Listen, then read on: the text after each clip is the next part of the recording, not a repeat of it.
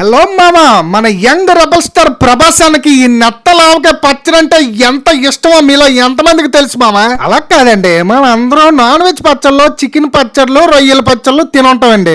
ఓరే అంతేనా? అంతకు మించిన వెరైటీ పచ్చళ్ళు ఉన్నారా అని మా దోస్తు గారు చెప్తే మనం తీసుకొచ్చాం మామా. అడ్రస్ ఎక్కడరా అనేక చూస్తాను, మన రావులపాలెంలో ఉన్న Vasishta Godavari home made pickles లో మామా. మన వాళ్ళ దగ్గర వెజ్ లో అయితే బోల్డ్ అన్ని రకాలైన ఆవకాయలు ఉన్నాయి మామా. మరి నాన్ వెజ్ పచ్చళ్ళు అయితే అయ్యా బాబాయ్ చెప్తుంటేనే నోరు ఊరిపోతుందండి. నెట్టాలు, వంజనం చేప, రొయ్యలు, పీతలు, చికెన్, మటన్, అయ్యా బాబాయ్. మన రావులపాలెం వాళ్ళు ఈ పచ్చళ్ళు తయారు చేయడానికి 14 రకాల మసాలాలు యూజ్ చేస్తారంట. పైగా ఎటువంటి కెమికల్స్ కూడా యూజ్ చేయరంట. వేడి వేడి అన్నంలో చికెన్ ఆవకాయ వేసుకొని ఆ ముద్దపప్పు మీద నెయ్యి వేసుకొని తింటే తుప్పు రేగొడిసారు మామ టేస్ట్.